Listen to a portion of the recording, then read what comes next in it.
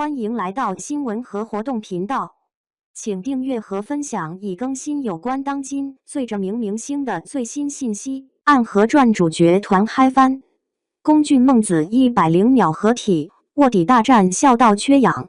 昨天晚上《你好星期六》的舞台上，龚俊和孟子义这两位100秒歌手终于合体了。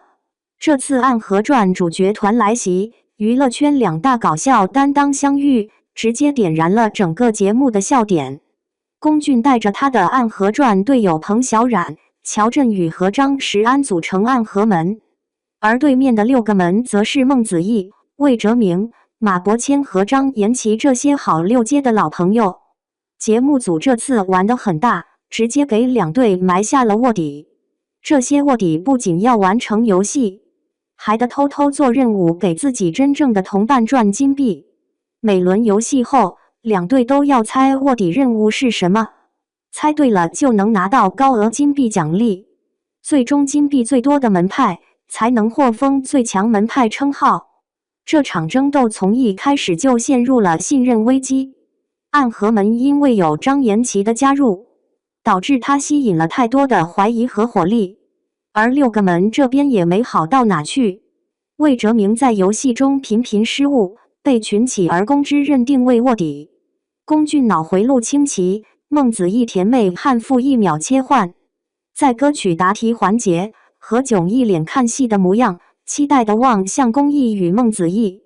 当题目要求唱出带有武器的歌时，孟子义选择唱周杰伦的《双截棍》，何炅却来了一句不能念歌词，要唱出来，把孟姐都给搞懵了。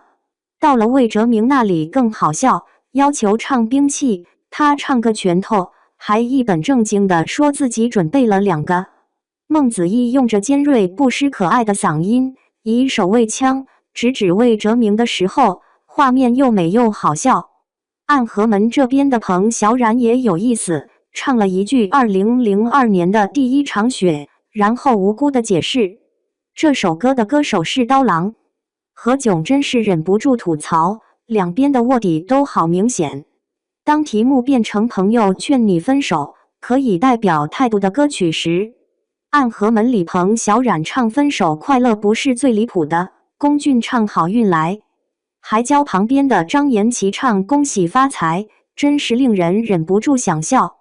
孟子义唱了句爱真的需要勇气，遭到对面的张石安吐槽是恋爱脑，不听劝，我们孟姐能受那个气？唱完直接吼回去，对，咋的吧？心有灵犀猜词环节，魏哲鸣只能当逗号。心有灵犀猜词环节，每轮全组参与，描述极限6秒钟，简直不要太精彩。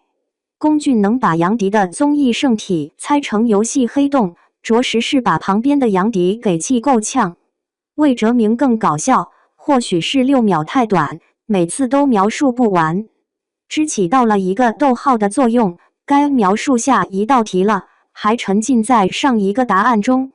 孟子义上1秒还在讲战略，认为要安排聪明的，描述快的在前面。杨迪听后没有一丝犹豫，让孟子义排在最后。孟姐内心 OS： 我就不该多这一嘴。游戏中看着很努力，却做不出贡献的，不一定是卧底。一脸正气的想要带着队伍走向胜利的，才有可能是最危险的人。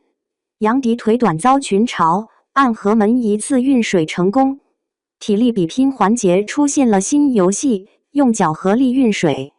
这个游戏还没开始，搞笑的画面就出现了。魏哲鸣、杨迪、丁程鑫和马伯骞躺在中间，向上伸腿准备接水盆，可杨迪的腿一伸出来，比旁边的人直接短1截。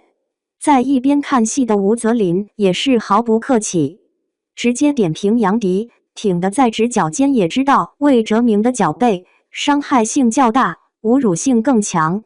当好6门开始运水的时候，每一次打翻水盆，龚俊都在旁边笑到想要飞起来。这个游戏需要核心力，但很显然杨迪没有，所以当他被放在第1个位置上顶着水盆，但丁程鑫转不过来的时候，杨迪就像和水盆打了一架一样，场面真是又心酸又好笑。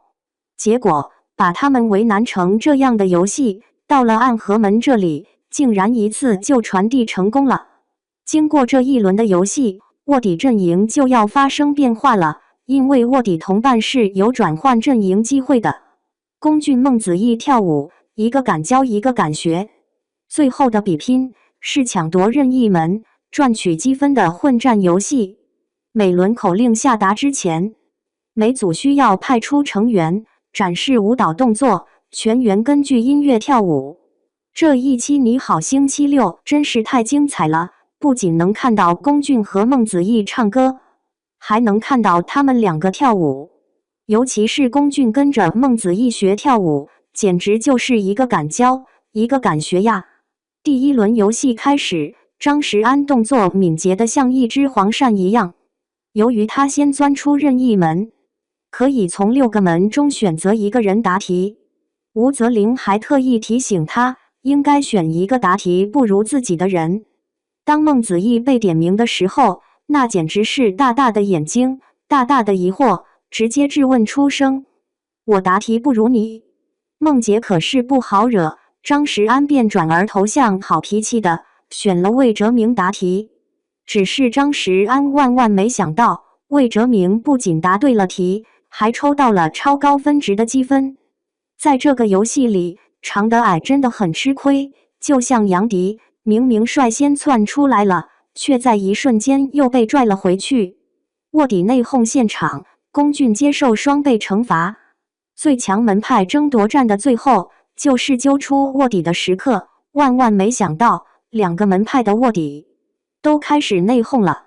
指认环节开始之前，6个门的杨迪和暗河门的龚俊都开始自曝身份，并且指认自己的老大。最终，孟子义和乔振宇都被投了出来。但即便如此，暗河门依旧没赢，所以龚俊不得不接受双倍惩罚——超大水瀑布。《暗河传》这部剧自开播以来就备受关注，首周市场占有率高达 18.7%， 豆瓣开分 8.6 分，堪称口碑热度双丰收。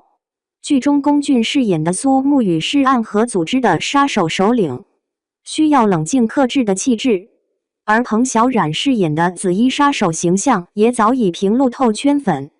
随着《暗河传》剧组带来的欢笑落幕，下期水龙吟剧组即将登场。好六街的江湖盛宴仍在继续，观众已经迫不及待期待下一期的精彩内容。